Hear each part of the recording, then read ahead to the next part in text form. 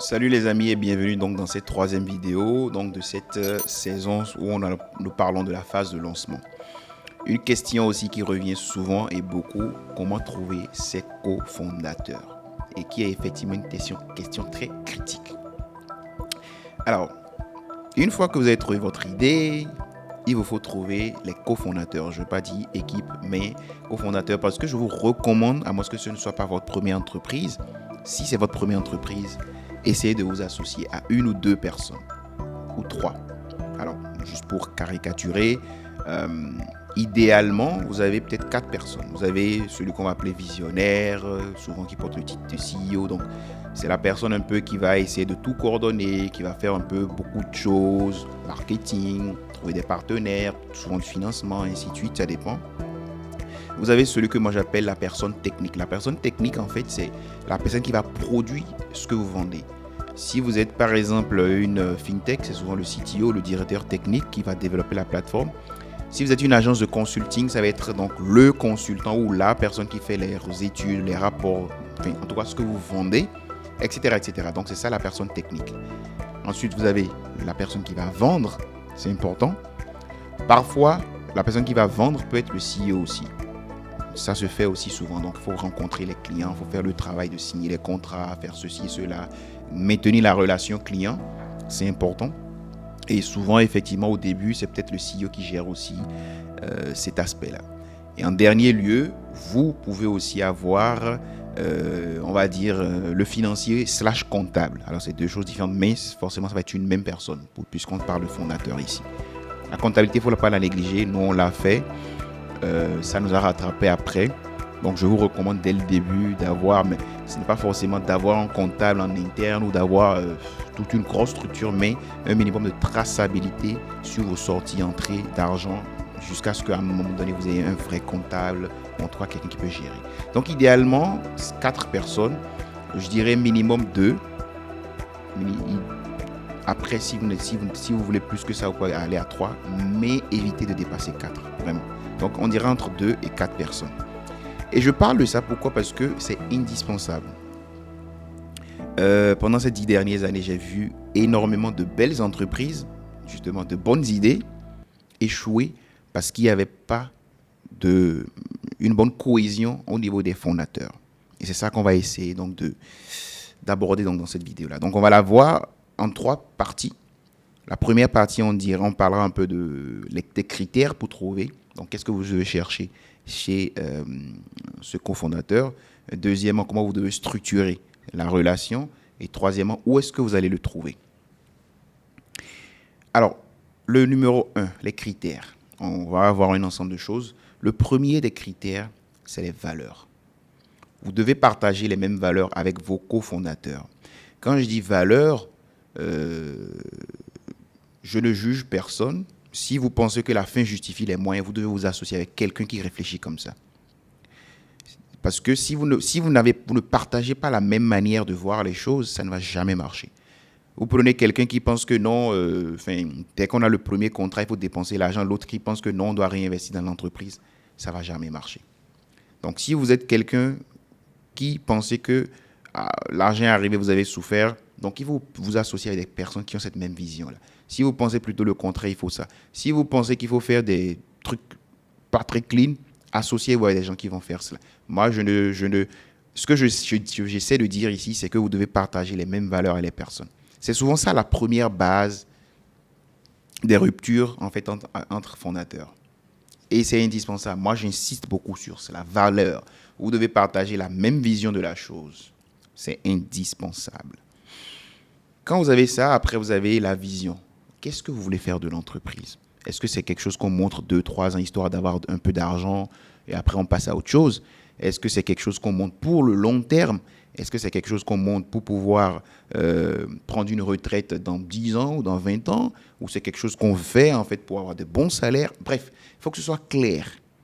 Aussi bien de votre point de vue personnel, mais également du point de vue de l'entreprise elle-même. Qu'est-ce que l'entreprise veut faire en réalité? Elle s'adresse à qui? Pourquoi? Comment? C'est quoi sa vision? Donc, cette vision-là normalement, quand vous avez travaillé, on l'a vu dans la vidéo précédente, sur l'idée, Normalement, vous sortez un peu avec plus ou moins la vision du projet, de l'entreprise. Ici, vous devez partager cette vision-là avec donc vos cofondateurs et vous devez être aligné dessus. Là aussi, si vous n'êtes pas aligné, ça risque d'échouer après. Une fois que vous êtes aussi aligné sur la vision, un autre critère aussi à voir, c'est la complémentarité. Vous avez vu tout à l'heure, j'ai parlé de 4 profils différents. Évitez de prendre des gens qui ont le même profil. Ça ne servira à rien.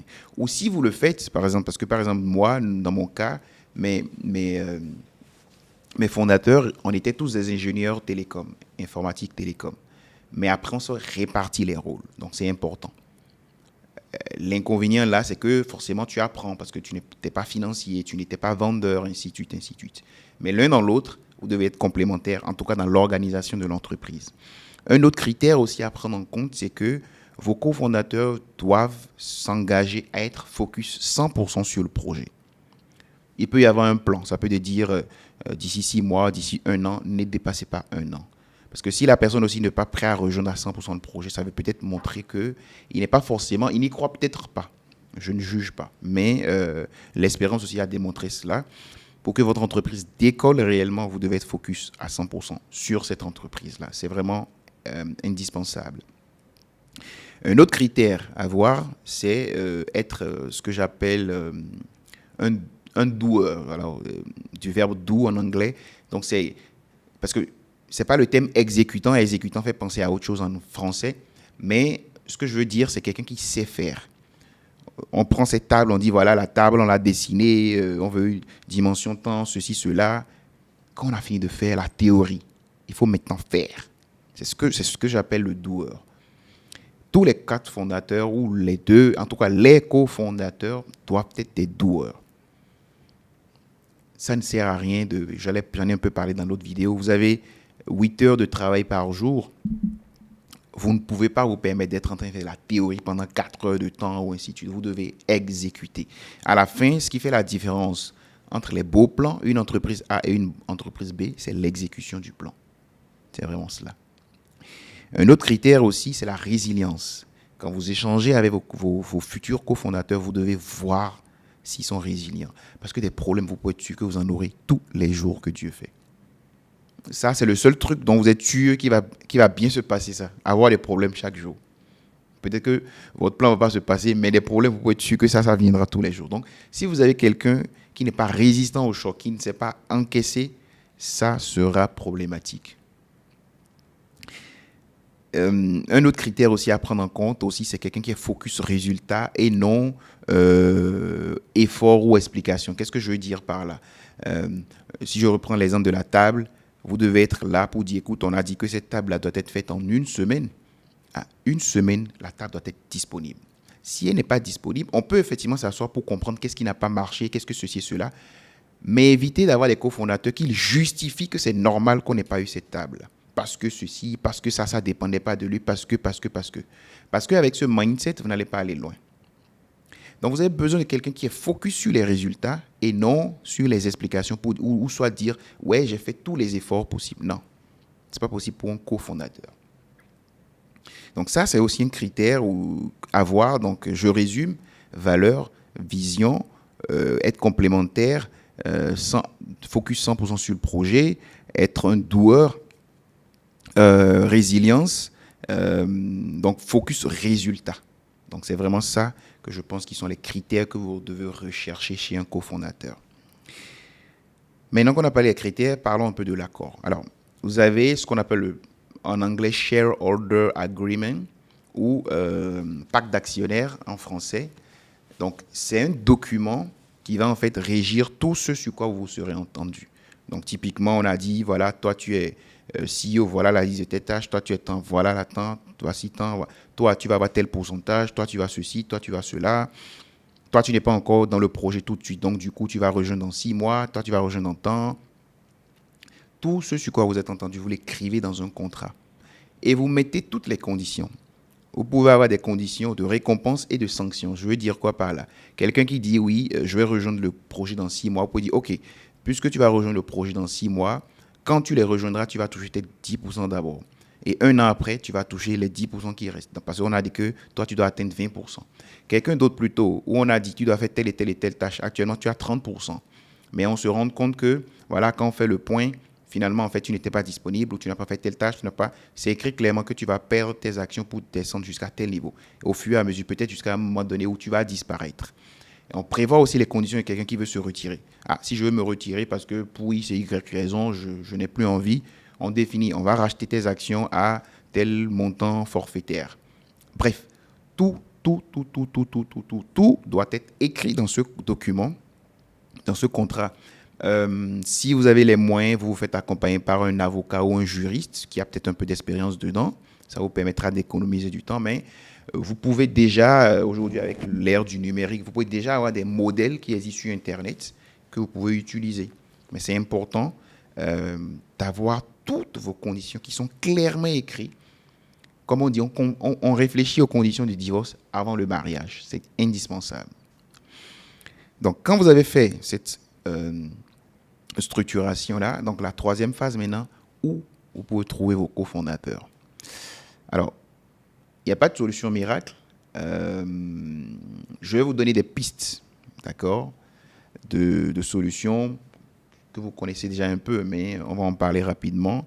Alors, je pense que vos cofondateurs, vous pouvez réfléchir à les trouver alors, sur les réseaux sociaux déjà, d'accord. Vous avez LinkedIn qui peut être très bien, d'accord. Je pense qu'il y a LinkedIn. Vous avez le basique déjà, même d'ailleurs, je devais commencer par là, vos connaissances. Peut-être que autour de vous, vous voyez des personnes avec qui vous avez grandi ou que vous connaissez, des collègues, vous dites, ah mais tiens, celui-là, j'ai l'impression qu'il remplit les critères que je recherche là. Donc vous avez vos connaissances, vous avez des mises en relation, c'est-à-dire vous demandez à peut-être quelqu'un que vous connaissez, que vous savez que voilà, celui-là j'ai confiance en lui. Ah mais tiens, je cherche quelqu'un qui ressemble un peu à tant, qui fait ceci. Est-ce que tu n'as pas des idées? Donc connaissances, mise en relation, réseaux sociaux, LinkedIn spécialement, puisqu'on parle ici de quelque chose de professionnel. Quatrièmement, vous avez les événements. Si aujourd'hui je sais que je vais lancer un projet dans l'agriculture, je vais participer à des salons de l'agriculture, je vais entrer dans une association d'agriculture. Bref, un endroit où je peux potentiellement trouver quelqu'un qui est aussi intéressé par le sujet. Ou si je sais que par exemple j'ai besoin d'un directeur technique qui sait faire du développement, je vais peut-être participer à des salons de développeurs et des choses comme cela, ainsi de suite. Donc, participer à des événements, discuter avec les gens, serrer des mains, faites ceci, cela, ça peut être aussi très bénéfique. Et le dernier point, ça peut être aussi de prendre une agence de recrutement. Vous leur donnez vos critères, c'est comme si c'était un recrutement d'un employé, jusque voilà, vous leur expliquez le contexte et quand ils vous font des profils, vous faites vos entretiens et puis voilà. Donc, merci à vous. Donc, on est au terme donc, de cette troisième vidéo. J'espère que vous avez appris quelque chose. Comme d'habitude, vous pouvez laisser les commentaires, rejoindre le groupe WhatsApp. Je laisse le lien dans la description ou aussi prendre une séance de coaching en one-to-one donc avec moi. Merci beaucoup et à la prochaine vidéo.